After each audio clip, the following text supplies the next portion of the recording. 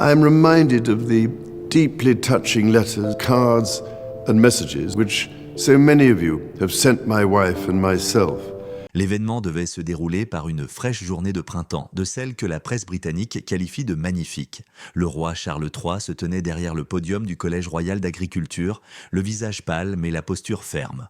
En tant que défenseur de longue date, il était là pour parler d'héritage, de préservation des terres et de changement climatique. À peine 3 minutes après le début de la retransmission en direct, le public était debout et les caméras tournaient. Et puis, c'est arrivé. Lorsque le monarque parla de l'équilibre sacré entre la nature et l'homme, sa main droite trembla au beau milieu de sa phrase. Ses yeux vacillèrent, sa bouche se déroula et le roi Charles tomba au sol avant que quiconque puisse comprendre. Cris, halètement, pas précipité, puis un arrêt sur la diffusion en direct. Dans la précipitation, l'équipage royal a coupé la diffusion. Malheureusement, il était trop tard. Pour les milliers de spectateurs qui regardaient à la télévision, sur leur téléphone et dans les tribunes de la presse, la couronne a semblé se briser à cet instant impitoyable. Ce n'était pas seulement un faux pas, ni une retraite tranquille. C'était une chute imprévue, brutale et publique. Les autorités du palais étaient à terre en quelques minutes. Le site était sécurisé, les ambulanciers sont arrivés. Le prince William était parti précipitamment car il se trouvait dans le Berkshire pour une autre mission. Le convoi de Camilla a été dérouté. Kate Middleton étant restée indisponible pendant plus de 30 minutes, les journalistes royaux ont immédiatement remarqué que la situation était étrange. Un public s'est rassemblé devant les portes royales. Lorsque la BBC a interrompu son émission de l'après-midi pour couvrir la tragédie, la question que la chaîne tente d'esquiver depuis des décennies était déjà posée dans le monde entier. Mais qu'arriverait-il si le monarque ne se relevait pas ? Après avoir attendu plus longtemps que n'importe quel successeur dans l'histoire contemporaine, Charles avait incarné la continuité pendant des années avant de rejoindre une monarchie brisée, marquée par la controverse, les pertes et les changements générationnels. Nombreux étaient ceux qui se demandaient si son règne serait discret, vain ou symbolique.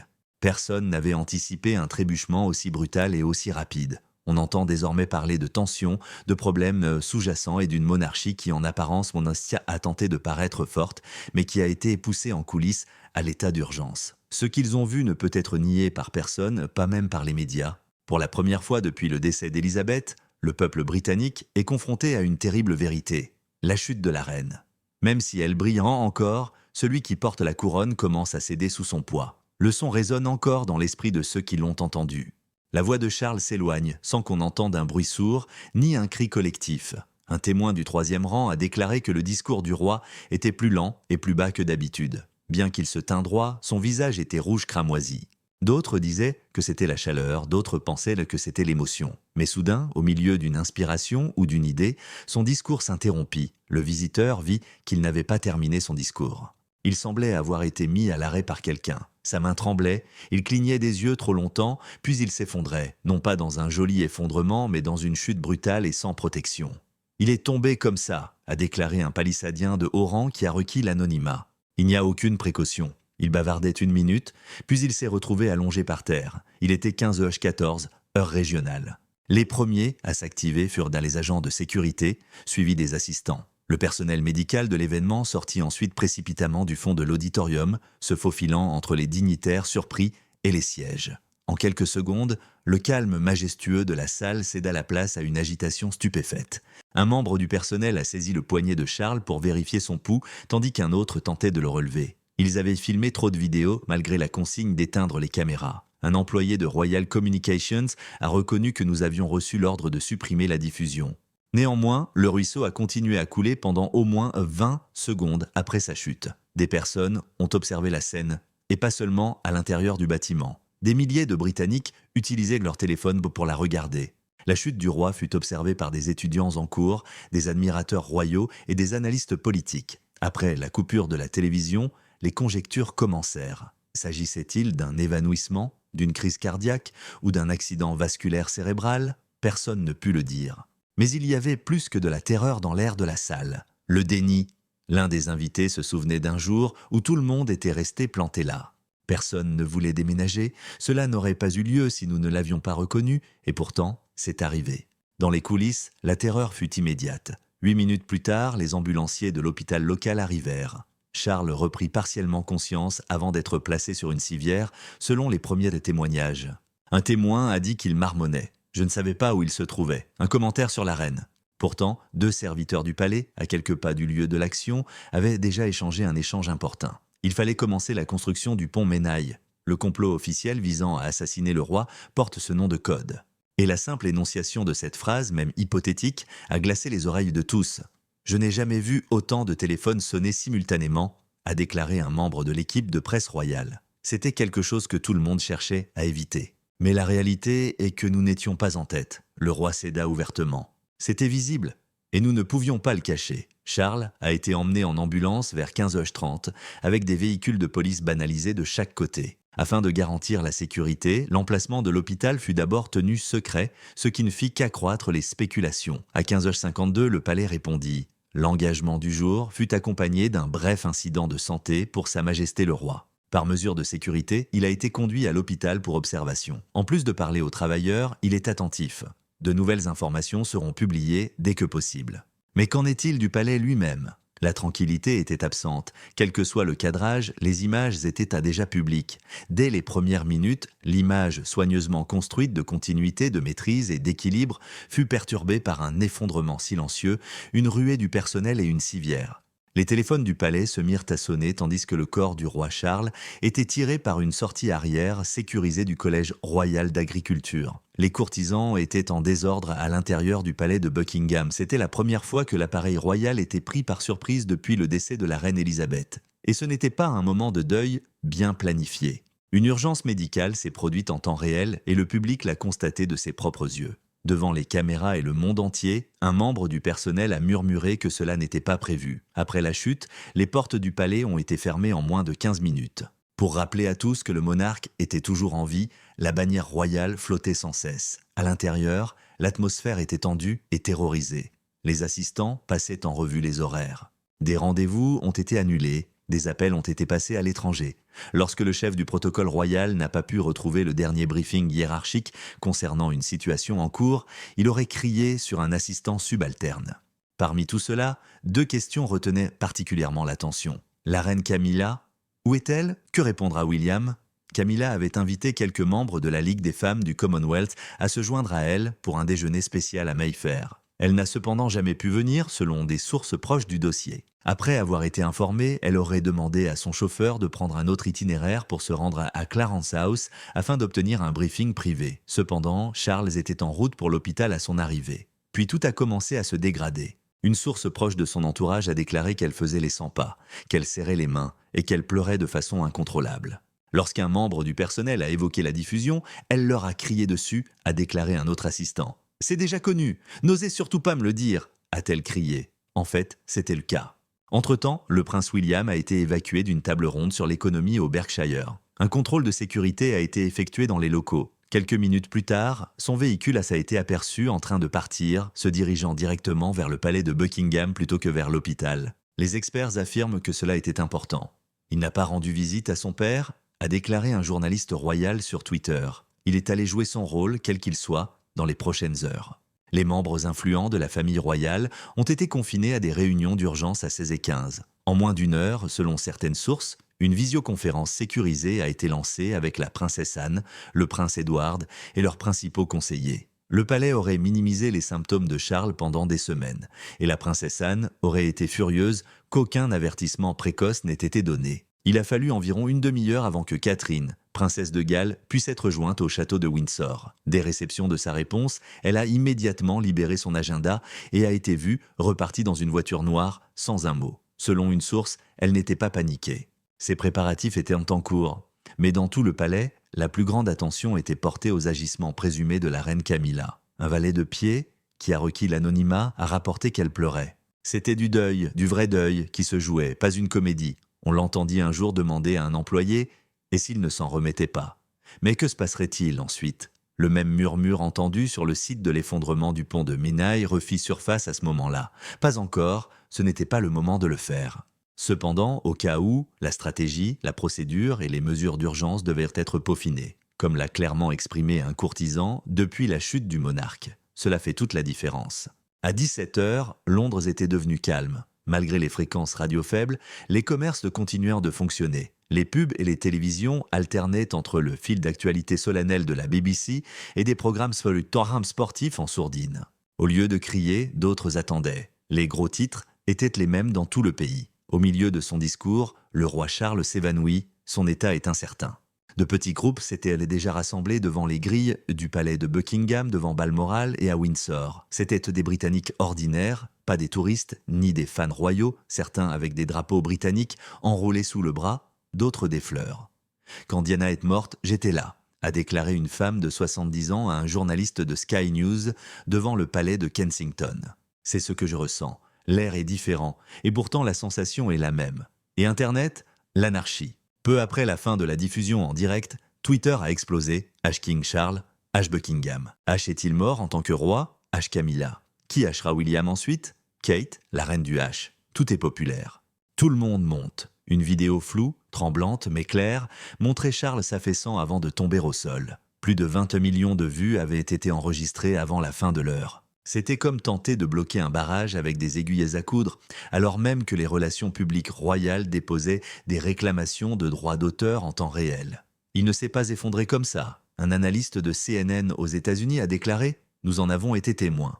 Les caméras ne capturent pas la chute des monarques. Leur chute n'est pas prévue. Pourtant, il est tombé. Et plus le château restait silencieux, plus la conjecture devenait sinistre. À 18h, la BBC avait interrompu toutes ses émissions habituelles. Le journal télévisé en continu fut introduit sur Radio 4.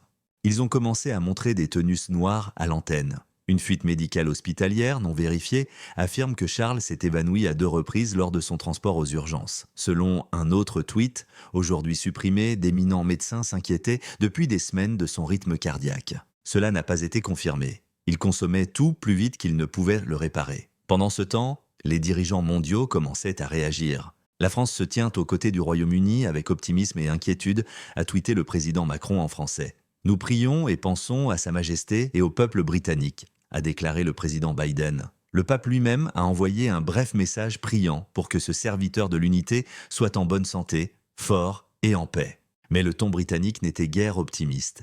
Il n'y avait aucun mouvement. On retenait collectivement son souffle. À 18h45, le palais a publié un deuxième communiqué qui a aggravé la situation. Le monarque est toujours sous surveillance. La famille royale est reconnaissante de l'inquiétude de la population et tiendra le public informé si nécessaire. Charles, quittant son lit d'hôpital, n'a pas été filmé ni photographié. Aucun commentaire médical n'a été entendu. Aucun son n'a été enregistré. Durant cette période de calme, le pays et le monde entier commencèrent à s'interroger. Allait-il y avoir une nouvelle passation de pouvoir?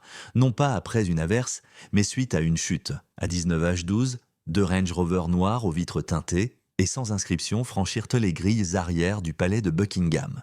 Cependant, la voiture fut remarquée par des observateurs royaux, avisés.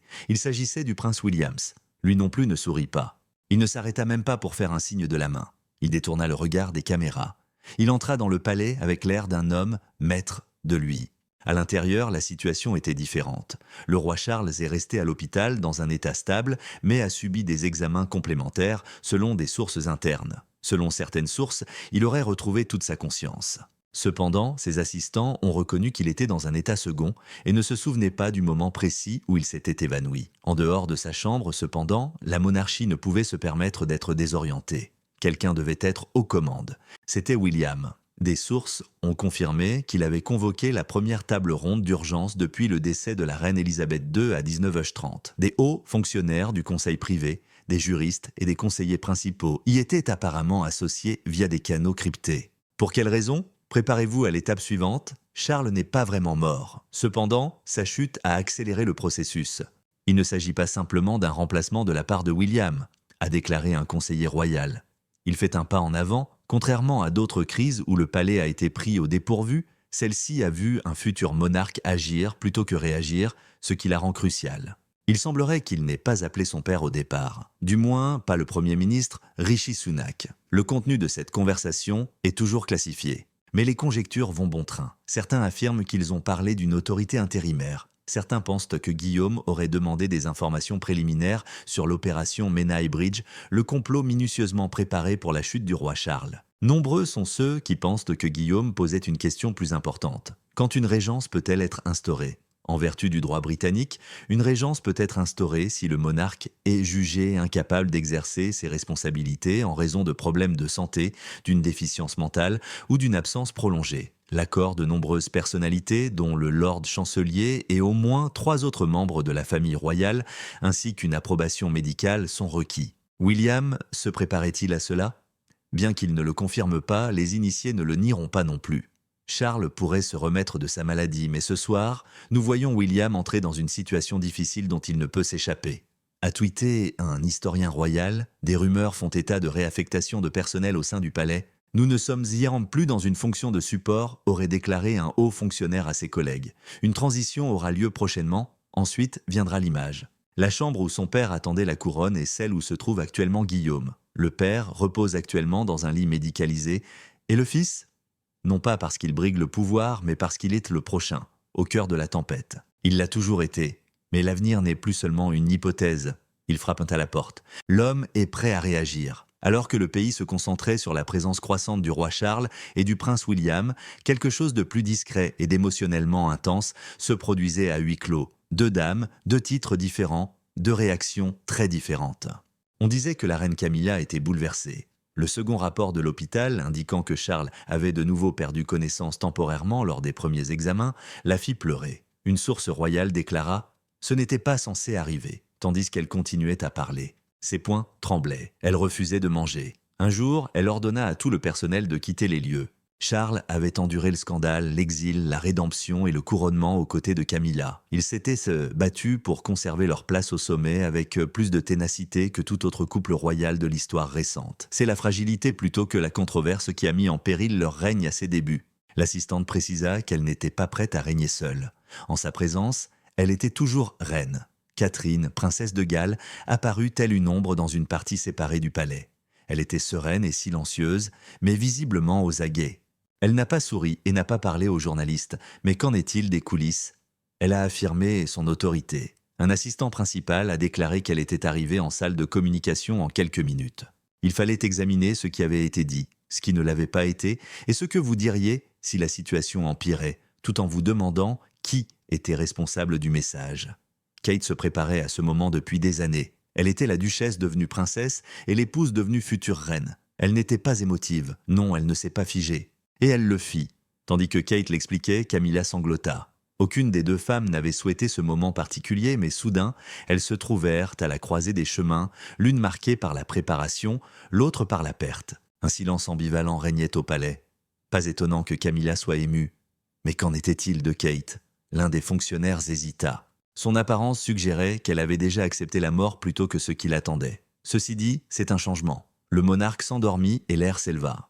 La reine suivante était déjà à l'œuvre, non pas parce qu'elle voulait la couronne plus tôt, mais parce que quelqu'un devait la maintenir jusqu'à la fin. Si le palais peinait à maîtriser l'histoire, Internet lui en empêchait la réalisation. À minuit, TikTok comptait plus de 81 millions de vues, avec des hashtags comme #RoyalCollapse, #LongLiveTheKing et #KingCharles. Des centaines de spécialistes du langage corporel ont examiné les vidéos des dernières performances du roi. Sous le slogan « Est-ce la fin du roi Charles ?», les youtubeurs ont commencé à publier des vidéos de compte à rebours. Et le dernier souffle de la couronne ? Cependant, ce n'était pas une simple conjecture, il y avait une intrigue. On a raconté que Charles avait été empoisonné dans un fil de discussion qui a reçu plus de 10 partages en 2 heures. Un autre a affirmé avoir fait une dépression nerveuse sous la pression de la biographie imminente du prince Harry et de son prétendu procès. Nombreux sont ceux qui ont affirmé que la mort du roi servait à transférer le pouvoir et que William, Kate et l'élite royale facilitaient une transition en douceur. Examinez-le. La déclaration, pas de véritables images de l'hôpital, est devenue virale. Il n'y a pas de véritable mise à jour. Aucune photo de Camilla n'est incluse. Sans l'aide du roi, il nous prépare ainsi pour la prochaine étape. Mais toutes les réactions n'étaient pas sombres. Une veillée silencieuse a commencé devant le château. Les grilles de fer étaient éclairées par des dizaines de bougies vacillantes. Elles fleurissaient. « Bon rétablissement, Votre Majesté !» Tel était le message simple inscrit sur les notes soigneusement calligraphiées. Les habitants de Windsor, certains avec des drapeaux, d'autres en noir, restaient silencieux. Même le chant grave, hésitant mais unifié, « God Save the King » était entonné par une petite chorale. Les médias du monde entier ont continué à s'activer. Un reportage nocturne intitulé « Monarchie en crise » a été diffusé par CNN. Dans un fil de discussion web intitulé « En attendant la couronne, la santé du roi Charles suscite l'inquiétude mondiale », The Guardian a sponsorisé l'événement. Et les observateurs de la royauté se disputaient pour savoir si la nation allait s'éveiller face à un monarque définitivement transformé ou à un nouveau souverain. Un tweet, de retour en ligne, résumait parfaitement l'atmosphère numérique. Quelle que soit votre position sur la monarchie, il est troublant de voir un homme s'effondrer ainsi alors qu'il porte en lui des siècles d'histoire. Pour la première fois dans l'histoire contemporaine, le peuple britannique a vu un souverain s'effondrer en temps réel plutôt que dans une fiction. Et l'illusion de la permanence avait désormais disparu, quoi qu'il arrive. La nouvelle officielle était là dès le matin. Un communiqué du palais, bien ficelé, a été publié peu après 6 heures du matin. Autrement dit, Sa Majesté le Roi est sous étroite surveillance et a passé une nuit reposante à l'hôpital. Les médecins nourrissent un espoir prudent. Le roi est éveillé, vigilant et reconnaissant du soutien massif dont il bénéficie. Il n'y avait ni vidéo ni photo, il n'y avait que des mots, aucune trace de vie. Les mots semblaient de soudain insuffisants pour une nation qui avait assisté en temps réel à l'effondrement de son dirigeant. Le message du palais était simple. Cet incident sanitaire a été bref et sans gravité. Il n'y a pas lieu de paniquer. Mais le public en avait déjà trop vu. Le Royaume-Uni a vu clair dans la réalité que la monarchie a toujours tenté de dissimuler au public en l'espace de 12 heures sa disparition. L'héritier a été bouleversé, la reine a pleuré, le roi est tombé et la princesse est restée inflexible. L'institution retient désormais son souffle. L'image restera gravée dans les mémoires, même si le roi Charles se rétablit et, souriant et saluant de la main, quitte l'hôpital. Il s'agit d'une demeure royale inoccupée pour le moment. Selon des sources internes, les préparatifs d'urgence sont secrètement modifiés. Les dispositions relatives à la régence ont été révisées. Les groupes de crise ont été réorganisés. Le terme « abdication » n'a jamais été utilisé publiquement. Personne n'ose cependant exclure quoi que ce soit derrière les murs royaux, car les jubilés et les couronnements n'influencent pas l'histoire à eux seuls. Il arrive qu'une chute la modifie. Comme l'a déclaré un expert de la BBC, juste au moment où le chant national s'éteignait, la suite des événements ne se résume pas à une question de santé. Elle se résume à une question de confiance au sommet. À la maison, que signifie continuer ainsi, même si le gars glisse en le portant ? Dès lors, la garde commence. Juste pour le changement, pas pour la mort. Quoi qu'il arrive, la monarchie ne pourra plus jamais le prononcer. L'événement n'a pas eu lieu en public. En effet, il a eu lieu. La question n'est plus de savoir si le monarque s'élèvera. À notre époque, la question est de savoir si la couronne est prête à tomber pour la première fois.